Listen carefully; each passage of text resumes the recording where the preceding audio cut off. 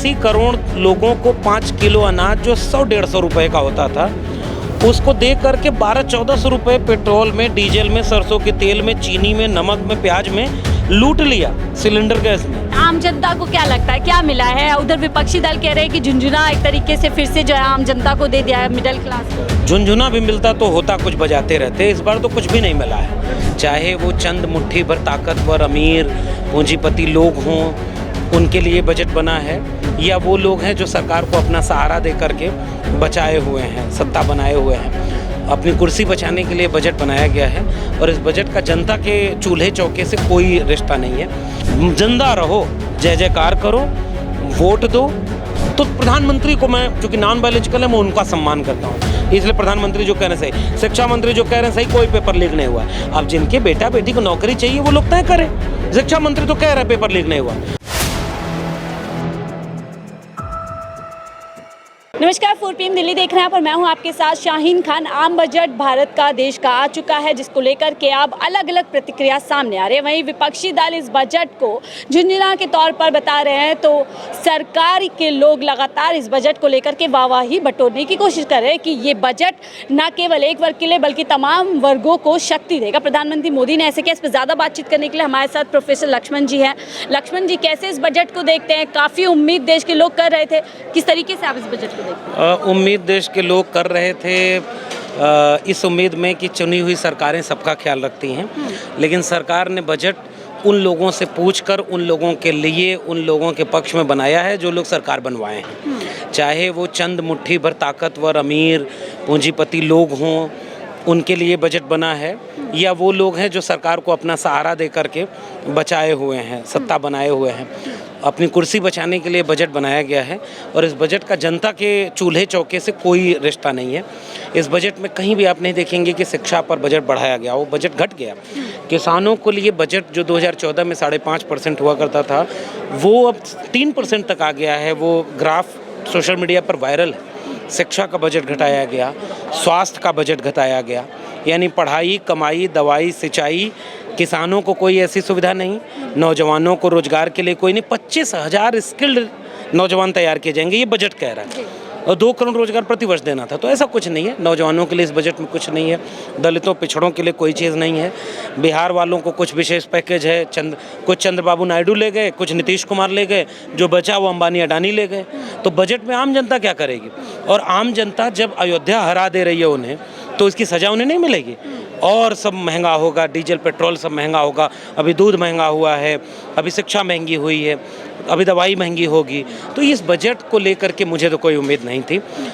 चंद पूंजीपति ताकतवर लोगों के लिए बजट है, आम लोगों के इसमें दर्द की कोई दवा नहीं है। लेकिन सर, टैक्स स्लैब को लेकर के सरकार वाहवाही लूट रही है कि टैक्स स्लैब कम कर दिया गया है। अब जो आम आदमी पर टैक्स का पूरा एक तरीके से प्रेशर होता था, दबाव होता था, वो कहीं ना कहीं कम हो जाएगा। मुझे लग रहा है कि 12,000 से 17,000 रुपया सालाना बचाएगा।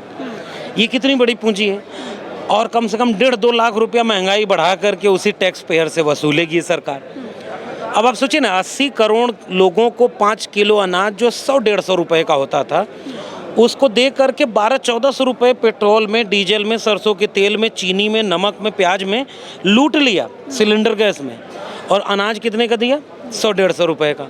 तो सरकार को पता है, एक हाथ दे दूसरे हाथ ले, तो हाथी के दांत दिखाने के कुछ और खाने के कुछ और। आम जनता को क्या लगता है क्या मिला है? उधर विपक्षी दल कह रहे हैं कि झुंझुना एक तरीके से फिर से जो है आम जनता को दे दिया है, मिडिल क्लास को। झुनझुना भी मिलता तो होता कुछ बजाते रहते, इस बार तो कुछ भी नहीं मिला है। इस आम जनता के हाथ से सब कुछ धीरे धीरे छीना जा रहा है, कई बार वो दिखता नहीं है।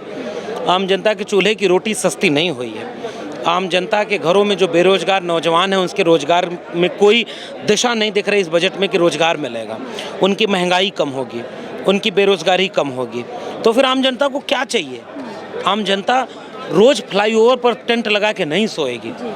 चमचमाती सड़कों पर आम जनता खाना नहीं मिलेगा उसे, खाना उसके चूल्हे से लेकिन 5 किलो राशन कंटिन्यू सरकार ने दावा कर दिया है कि फिर से 5 किलो राशन मिलता रहेगा। हो सकता है बढ़ भी जाए, 5 किलो के बजाय 10 किलो हो जाए, क्योंकि राशन मुफ्त में मिलेगा, पेट भरा रहे, ताकि जय जयकार तो करो, वोट देने लायक तो बचो। क्या सवाल इस बात का है कि एक देश जो विश्व गुरु बनने का ख्वाब दिखाया जा रहा है, दुनिया में डंका बज रहा है, इतना ताकतवर प्रधानमंत्री हैं जो नॉन बायोलॉजिकल हैं, उनके पास इतनी ताकत है, वो जनता को इतना कमज़ोर से उबार क्यों नहीं पा रहे हैं जो जनता खुद अपने सक्षम हो जाए 5 किलो 10 किलो अपने से यानी खाना। सबको शक्ति ये बजट देगा, तमाम वर्ग के लोग। हाँ, सबको शक्ति देगा कि आप टैक्स दे सकें, आप महंगी रोटी खरीद के खा सकें।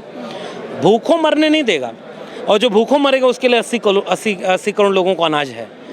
जिंदा रहो, जय जयकार करो, वोट दो, और उसके बाद जिन कंपनियों को पूरा देश बेचा जा रहा है उनका माल खरीदेगा कौन? तो इस तरह से बहुत सारी चीज़ें हैं, जनता के हाथ में कुछ नहीं। संजय राउत तंज कर रहे हैं कि पहले एक राज्य के लिए बजट बनता था, गुजरात के लिए, अब 2 राज्य और इसमें जुड़ चुके हैं। हाँ, गुजरात के लिए कम हुआ है, बिहार और आंध्र प्रदेश, क्योंकि वही सरकार के 2 पिलर हैं। लेकिन मुझे नहीं पता कि बिहार को विशेष राज्य का दर्जा देने से कर दिया मना, और उधर आंध्र प्रदेश भी अमरावती प्रोजेक्ट और क्या क्या मांग रहा है वो मिलने वाला है नहीं। लेकिन फिर भी उनका मुंह बंद करने के लिए, खुश करने के लिए ये है, कुर्सी वाला बजट है, क्योंकि कुर्सी डगमगा रही है, अकेले 400 पार हुआ नहीं और लोगों ने उनको कमज़ोर कर दिया। इसलिए जो कल तक संसद में कहते थे कि एक अकेला सब पर भारी, अब वो संसद के सामने खड़े होकर 2.5 घंटे हमको बोलने नहीं दिया, जैसे लगा रो देंगे। अब इतने कमज़ोर प्रधानमंत्री हो गए, तो उनकी कमज़ोरी ताकत में बने, इसके लिए जो सहारे कुर्सी बनाए हुए हैं, उस कुर्सी को मजबूत करने के लिए बजट बनाया गया। उन राज्यों को कुछ नहीं मिला जहां से बम्पर जीत जो है भारतीय जनता को मिली है, दिल्ली हो गए, एमपी हो गए, तो क्या लगता है आपसी कलह की यहाँ पे शुरुआत हो सकती है उन राज्यों से? अब राज्य वाज्य को इतनी ताकत बची नहीं है। यूपी बेचारा है, वहाँ का एक मुख्यमंत्री है, ये चाहते हैं मुख्यमंत्री हटा दें, मुख्यमंत्री जो चाहता है वो कर लेता है। ये आपस का झगड़ा इतना भारी है, कौन किसको हटाए कौन किसको ना हटाए, इसी से सुलझ नहीं पा रहा। मुख्यमंत्री का आपने जिक्र किया, तो नेम प्लेट का विवाद है जो सुप्रीम कोर्ट पहुंच जाता है और रोक लग जाती है, तो क्या लगता है एक फटकार कहीं ना कहीं योगी जी को लगी है? नहीं, योगी जी खेला कर रहे हैं अमित शाह जी के साथ। अमित शाह चाह रहे थे कि मोदी की बात कौन, तो योगी कह रहे हैं हम, अमित शाह कह रहे हैं हम, तो योगी ने बीच में हेडलाइन मैनेजमेंट करके दिखा दिया कि देखो मुसलमानों के खिलाफ हम, हिंदू, कट्टर हिंदू कौन है। तो कल तक जो योगी आपको अच्छा लग रहा था, आज वो कह रहे हैं कि आप उनको बदल देंगे, तो उन्होंने अपनी तैयारी कर ली है, तो उन्होंने हेडलाइन मैनेजमेंट कर दिया। सुप्रीम कोर्ट में अपना वकील ही नहीं भेजा, लेकिन उसने ये दिखा दिया कि इस देश का हिंदुत्व का पोस्टर बॉय कोई है तो योगी आदित्यनाथ है। इसकी पूरी लड़ाई बीजेपी के घर की चल रही है।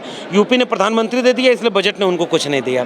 तो ये बजट असल में कुर्सी बचाने का बजट है, और इस बजट से गरीब, कमजोर, मजलूम को कुछ नहीं मिला। आखिरी और इम्पोर्टेंट सवाल, क्योंकि आप एक प्रोफेसर हैं और सर, नीट का मामला पिछले कई दिनों से चल रहा था, लेकिन आज सुप्रीम कोर्ट ने पूरी तरीके से साफ कर दिया है कि री परीक्षा तो देश के अंदर नहीं होगी। कैसे देखते हैं लाखों बच्चों का विश्वास? मैं देश को बधाई देता हूं कि उसे इतना काबिल शिक्षा मंत्री मिला जो कहता है कोई पेपर लीक नहीं हुआ, और पेपर लीक के लिए सीबीआई जांच कर रही है, आरोपियों को पकड़ रही है, कितने पे मुकदमे हो गए, कितने पेपर रद्द हो गए, बिना पेपर लीक हुए सारे पेपर रद्द क्यों हो गए। तो बधाई इस देश के लोगों को। जैसे चीन कहीं भारत में घुसा नहीं है, ये प्रधानमंत्री बोले, और चीन एक ऐसा पुल बना दिया है जिससे वो तोप ले आएगा नजदीक तक। तो प्रधानमंत्री को मैं, चूंकि नॉन बायोलॉजिकल है, मैं उनका सम्मान करता हूँ, इसलिए प्रधानमंत्री जो कह रहे हैं सही, शिक्षा मंत्री जो कह रहे हैं सही, कोई पेपर लीक नहीं हुआ। अब जिनके बेटा बेटी को नौकरी चाहिए वो लोग तय करें। शिक्षा मंत्री तो कह रहे हैं पेपर लीक नहीं हुआ। अब तुमको अगर अपने बच्चों की चिंता है तो अपना कोर्ट देखो, अपना आंदोलन देखो, अपना बच्चों का भविष्य देखो। शिक्षा मंत्री कोई पेपर लीक नहीं हुआ है, न इस्तीफा देंगे न कुछ करेंगे। फिर परीक्षा होगी, जिसका 30 लाख 35 लाख का रेट था वो 50 लाख का हो जाएगा, पेपर बिकेगा, जिसकी जेब में पैसा होगा वो नौकरी लेगा, बाकी लोग अपना झुंझुना बजाएं। उनके लिए पकौड़ा की दुकान भी अब नहीं लग पाएगी, क्योंकि उस पर भी नेम प्लेट लगाना होगा। बहुत बहुत धन्यवाद। बहुत बहुत शुक्रिया हमसे जुड़ने के लिए। तो प्रोफेसर लक्ष्मण जी हमारे साथ जुड़े थे, तमाम मुद्दों पर हम बात कर रहे थे, और बजट को साफ तौर पर कह रहे हैं कि कुर्सी बचाओ बजट है, इस बजट के अंदर इस बार जनता को झुंझुना भी नहीं देगा। फिलहाल के लिए मुझे दीजिए इजाजत, आप देख रहे थे 4 PM दिल्ली।